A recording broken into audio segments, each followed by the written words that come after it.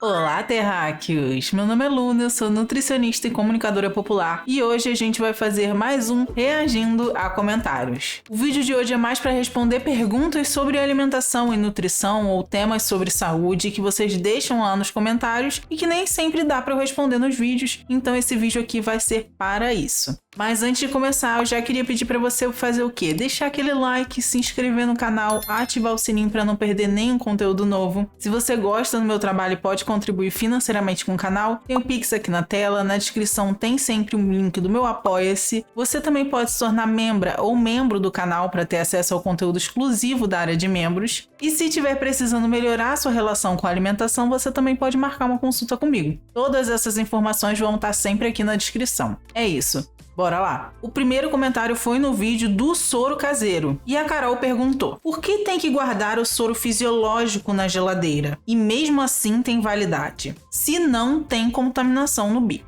Então vamos por partes, Carol. Em primeiro lugar, o prazo de validade é o prazo que o fabricante dá para que naquele tempo, naquele período, aquele produto tenha garantido as suas características fisiológicas, químicas e funcionais. Se você não cumprir o que aquele produto pede para conservação, pode ser que aquele produto estrague mais rápido do que o fabricante fala que estraga. Já a contaminação no bico que você perguntou pode acontecer tanto com ele na geladeira quanto com ele fora da geladeira. E tanto com ele com prazo de validade ou estendido o prazo de validade. Agora, por que a gente coloca o soro fisiológico na geladeira em si? Primeiro eu preciso esclarecer que o soro fisiológico ele não necessariamente precisa estar na geladeira, mas sim, após aberto, é preciso que ele esteja em refrigeração. E a gente coloca na geladeira exatamente para prevenir o crescimento das bactérias, porque quando a temperatura está mais baixa, essas bactérias tendem a se proliferar de uma maneira mais lenta por conta da temperatura.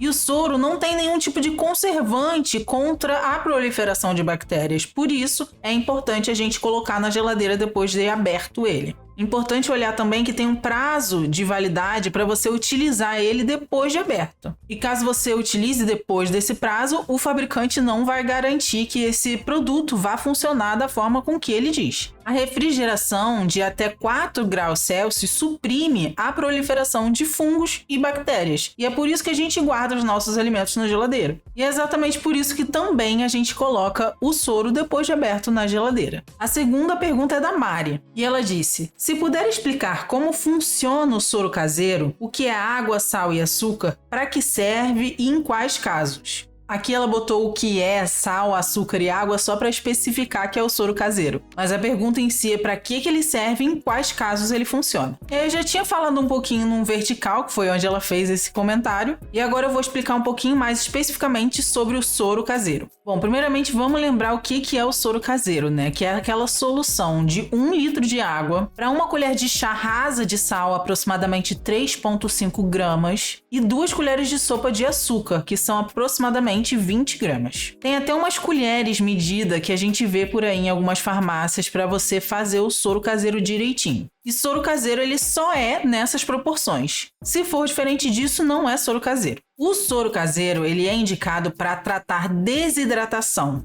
que pode ser causada por inúmeros fatores, mas pode ser também por diarreia, vômitos, viroses. E aí o soro vai vir repondo a água e os eletrólitos, os sais que a gente perdeu nesses episódios diarreicos e de náuseas e vômitos. O soro fisiológico ele só pode ser administrado por via oral e é a primeira linha de tratamento para desidratação leve a moderada. E você deve tomar o soro caseiro por enquanto persistirem aqueles sintomas que você está sentindo e que estão causando a desidratação. Então é basicamente isso. O soro caseiro ele pode ser utilizado tanto por grávidas, lactentes, crianças e idosos em situações de desidratação leve a moderada, na maior parte das vezes causadas por vômitos ou diarreias. E bora para a terceira pergunta, que é do Eduardo e que ele disse que é uma dúvida antiga que ele tem sobre o que é o sal light. Bom, e aqui eu já vou falar para você que quer que eu explique em um vídeo a diferença entre diet fit, light e zero para deixar aqui nos comentários. Mas vamos lá, o que é um produto light e, nesse caso, o que é o sal light? Um produto light é um produto que está sendo reduzido de uma quantidade de algum ingrediente. No caso do sal, a redução vai ser no sódio. Então, o sal light ele vai ter uma diminuição no sódio e um aumento na quantidade de potássio. E ele vai ser benéfico para certas pessoas, principalmente que tiverem hipertensão, ou seja, pressão alta. Agora, por conta desse aumento do potássio, o sal light não é indicado para quem tem doença renal. Então, o principal benefício do sal light seria reduzir a quantidade de sal para pessoas que já têm hipertensão. Mas é sempre bom a gente lembrar que os alimentos ultraprocessados normalmente são alimentos que são super cheios de sódio e que para melhorar a sua ingestão de sal, diminuindo ela, não necessariamente você precisa consumir o sal light. Você pode diminuir a quantidade de ultraprocessados na sua alimentação e consumir mais alimentos in natura, minimamente processados, e tentar colocar menos adição de sal nas suas refeições. Principalmente não adicionar sal depois que o prato já está pronto. Sempre que for colocar o sal, colocar na hora de preparação daquele alimento.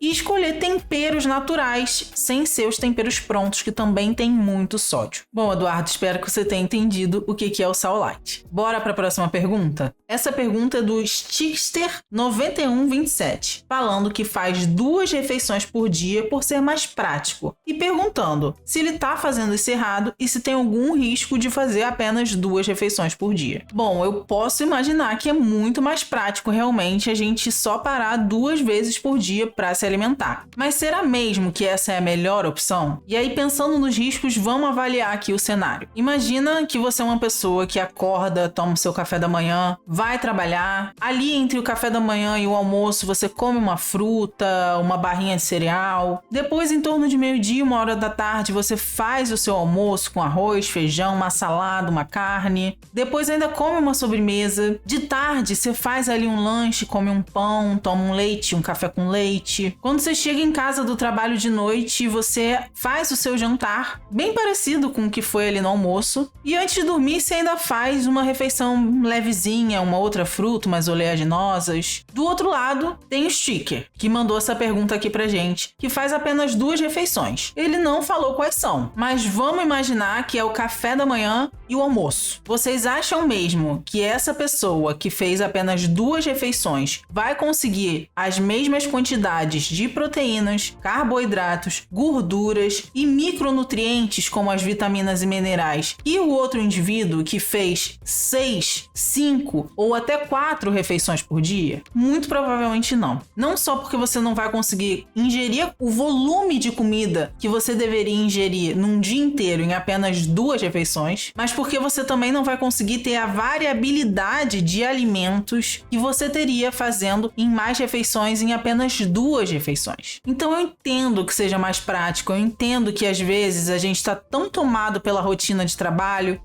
doméstico, de cuidado das pessoas que estão ao nosso redor, da gente mesmo, que a gente acaba deixando de lado a alimentação. Mas para ter uma alimentação saudável é essencial a gente dividir as refeições ao longo do dia, até para o nosso corpo ter uma previsibilidade de quando vai ter uma próxima refeição. Isso ajuda inclusive a gente a reduzir os pensamentos sobre comida que normalmente são muito presentes na nossa rotina e a lidar melhor com as nossas sensações de fome e saciedade. Então eu diria que os 2 maiores riscos de você estar ingerindo apenas 2 refeições são você não conseguir atingir as calorias que o seu corpo necessita diariamente para fazer as funções básicas, como pensar, respirar, andar. E o segundo ponto é você não conseguir os nutrientes necessários também para o seu corpo. Aí agora eu tô dizendo ferro, potássio, selênio, proteínas, carboidratos. Tudo isso é importante e precisa fazer parte de uma alimentação saudável. E com apenas 2 refeições é muito difícil você atingir isso. Então assim, você tá fazendo isso errado? Eu não sou a pessoa que gosta de apontar erros para os outros. Você sabe a sua realidade, você sabe o porquê que você faz apenas 2 refeições por dia. Agora, o meu papel como Nutri é te avisar dos riscos em relação a isso. E se você fosse meu paciente, eu ainda ia te ajudar com estratégias para você melhorar isso. Mas o que eu vou indicar para todos vocês que estão assistindo esse vídeo? Se você não tem condição de pagar um nutricionista, leia o Guia Alimentar, gente. O Guia Alimentar é gratuito, tá lá na internet, é só você baixar o PDF e ler. E nele tem a maior parte das informações para você ter uma alimentação saudável. Sem noia, sem fake news, sem charlatanismo, sem protocolos milagrosos, apenas saúde. E é um material que eu, como nutricionista, utilizo também como base para as minhas consultas. Então, se você não pode ter acesso a um profissional que vai te ajudar a melhorar a sua relação com a alimentação nesse momento, eu indico que você leia o Guia Alimentar. E sempre procure materiais que sejam de órgãos confiáveis, como o Ministério da Saúde, a Organização Mundial da Saúde, as associações, sociedades brasileiras de endocrinologia, de obesidade e síndrome metabólica. Esses são órgãos confiáveis com informações verídicas para vocês lidarem com dúvidas sobre alimentação e nutrição. E óbvio, assim como eu fiz esse vídeo reagindo aos comentários, eu deixo aqui os comentários com uma porta aberta para vocês comentarem e perguntarem o que vocês quiserem em relação à alimentação e nutrição, que eu vou estar sempre vindo aqui responder para vocês de alguma forma. E aí, esse vídeo te ajudou? Deixa aqui nos comentários. E se você chegou até o final, já deixa o like, se inscreve no canal, ativa o sininho para não perder nenhum conteúdo novo. Se você gosta do meu trabalho e pode contribuir financeiramente com a continuidade do canal, aqui na tela tem o Pix, na descrição tem o link do meu Apoia-se. Você também pode se tornar membra ou membro do canal para ter acesso à área de membros com conteúdos exclusivos. E se você tiver condição financeira e estiver querendo melhorar a sua relação com a alimentação, você também pode marcar uma consulta comigo. O link com as informações também está aqui na descrição. É isso que eu tinha para falar no vídeo de hoje. Muito obrigada a todo mundo que chegou até o final.